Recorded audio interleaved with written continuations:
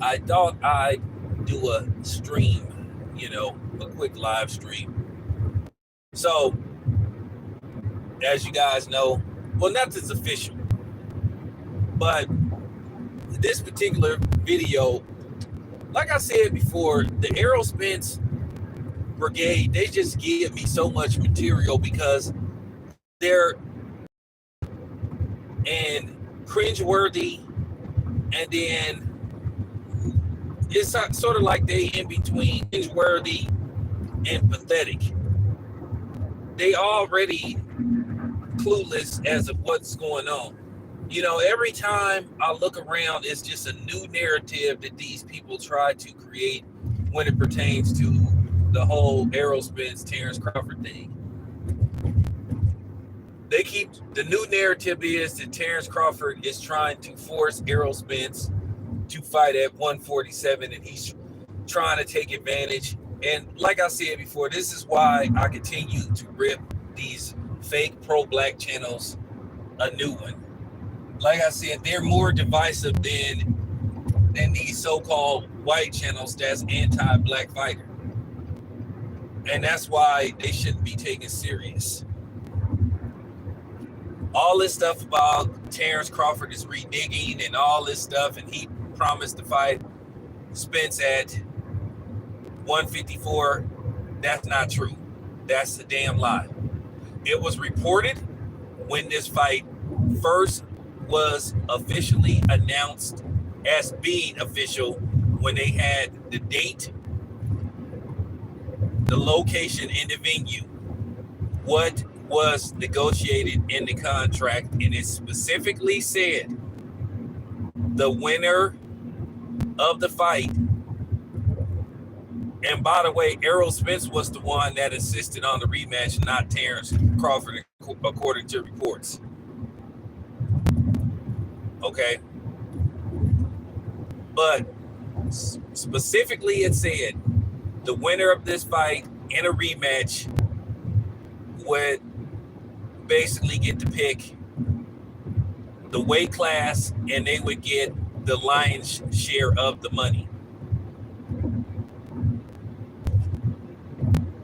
It was never in the contract where Terrence Crawford had to fight Errol Spence at 154. That's a lie.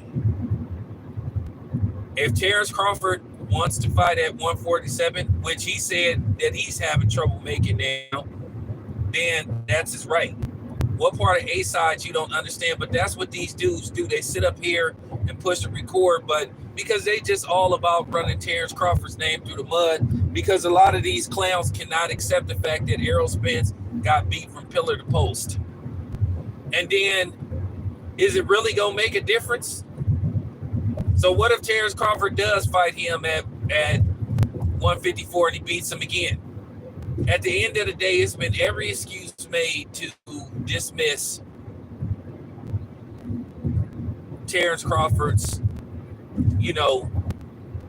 dominance of Errol Spence. But we all knew this was going to happen.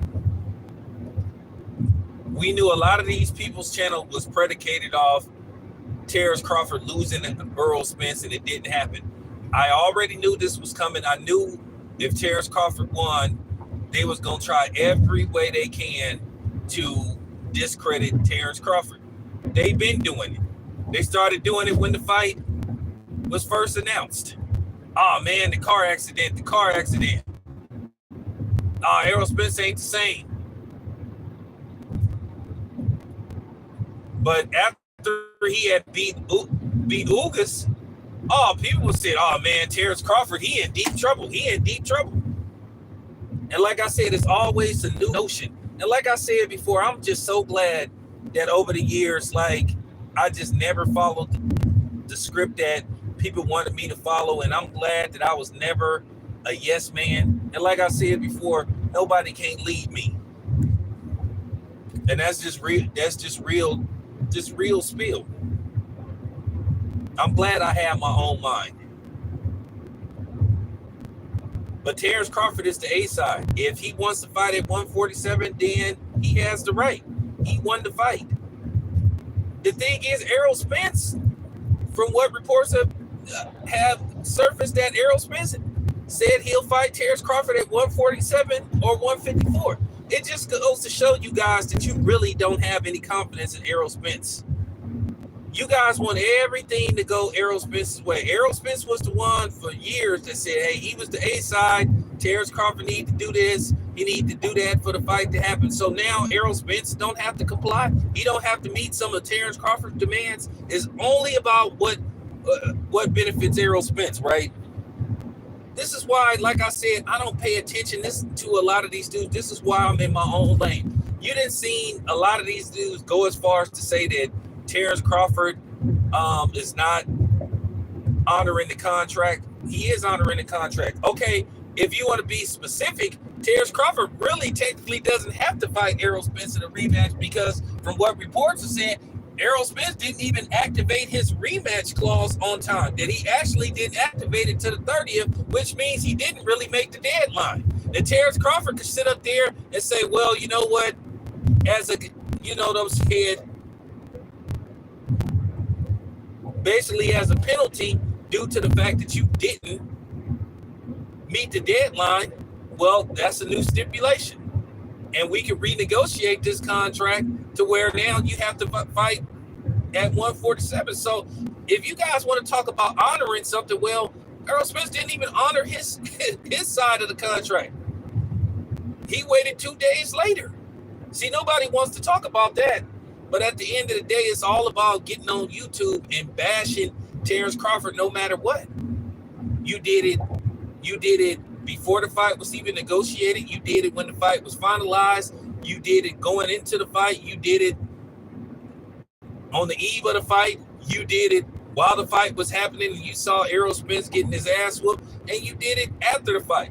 You were always anti-Terrence Crawford. So it doesn't matter what happens. People are going to find a way to try to discredit and attack Terrence Crawford. If he wants it at 147, then so be it. I've never seen people sit up here and cry, and men, like a bunch of chicks. Some of y'all, I don't know, man. Do some of y'all pee sitting down or something?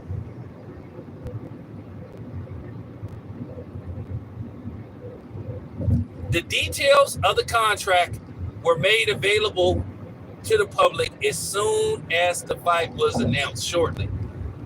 They had all the stipulations and the terms of the contract. It specifically said the winner of the fight has the option of picking what weight class can be at. It can be at either 147 or 154. Had Errol Spence won the fight, and he said we have to fight at 154, and Terrence Crawford said, I don't know if I can fight at 154. I hope it's at 47. People would be saying, well, Errol Spence won the fight, so Terrence Crawford has to honor it. Well, Terrence Crawford won the fight. So if that's his demands, then that's part of his demands. What part of that that you remedial fuckboys don't seem to understand? But here, because it's all about tearing down Terrence Crawford. It's all about babying Errol Spence. The Errol Spence fans have complained more than Errol Spence himself, because at the end of the day, y'all took a massive L on July the 29th. It hurt a lot of you guys' credibility in your channels. Some people were so distraught over it, they decided they don't even want to talk boxing no more. You know? That's just real talk. But that's the thing, nobody wants to have real talk. It's all about catering and pushing a narrative towards Terrence Crawford. And like I said before, y'all notice there's this formula. Anybody that's down with Terrence Crawford, that people attack him. Anybody that had picked Terrence Crawford to beat Errol Spence, people attacked them. And have you really listened to these dudes? Man, Errol, what? he should have did in the first place. Crawford should take and all this kind of stuff, just like they set up there doing the same thing with Shakur Stevenson. And by the way, I'm gonna do a video on Shakur Stevenson where basically he said exactly what I was saying about that so-called $8 million, which I'll talk about that later. I told you that was a lie. You know, it was a complete lie. And it is what it is. Not finna front about it. I'm just keeping it a buck. It's just always something new. Errol Spence need to honor the contract. If that's what Terrence Crawford wants, that's what Terrence Crawford should get. Y'all was hollering, oh, well, you know, Errol Spence is the A side in this fight. He's the bigger draw. He's doing this. He's doing that. You know, so Terrence Crawford need to humble himself and all this stuff. Well, Errol Spence need to humble himself. But at the end of the day, like I said, Errol Spence said, hey, as long as we get the rematch. But like I've been telling you, what it is, these Errol Spence fun boys just can't handle the fact that the wrong guy won and their guy didn't win. It's excuse after excuse. They go from telling Terrence Crawford who he should fight to how much money he should take according to them. And none of these dudes don't fight, don't know nothing about the business. They get on their camera, start recording, and start telling a bunch of lies. A whole bunch of these dudes. Some of these dudes talk as third parties when referencing themselves and stuff. You know, at the end of the day, I'm just laughing at these dudes because they give you so much material. You just shake your head. And I really think a lot of these dudes, they need to have people go by their house and check on them and make sure they not sitting by the couch with a loaded weapon besides them. Or if they say, you know, I'm going to go for a walk and I may, you know, go by the bridge or something, depending on where they live at, make sure that they not about to jump off the bridge or something. For real. I really think that these aerosexuals, I really think they need to go get therapy because they showed it every step of the way. Like I said, to a lot of y'all, it was all good till the fight actually got made. I told y'all whole notion, y'all whole gimmick was to tear being PBC nut huggers. Either Errol Spence extremists or somebody else. And then, like I said, if you showed support for anybody other than Errol Spence, you saw a lot of these grown-ass men, these grown-ass goofy niggas, these goofy niggas get attitudes like chicks.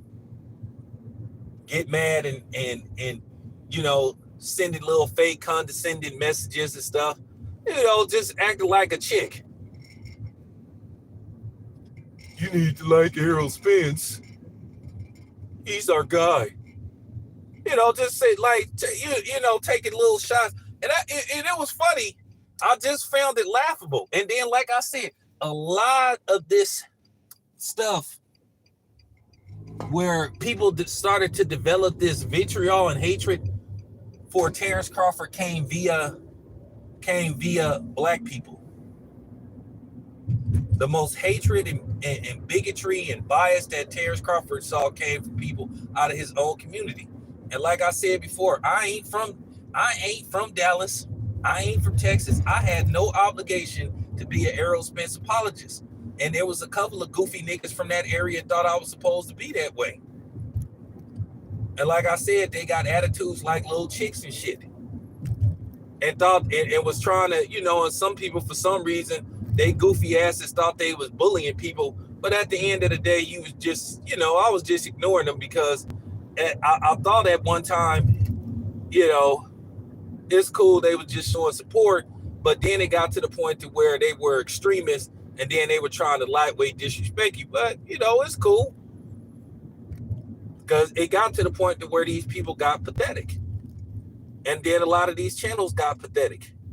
All this stuff about, well, Terrence Crawford weight drained Errol Spence. Errol Spence was fighting at 147. He was champ at 147. So how did Terrence Crawford weight drain him?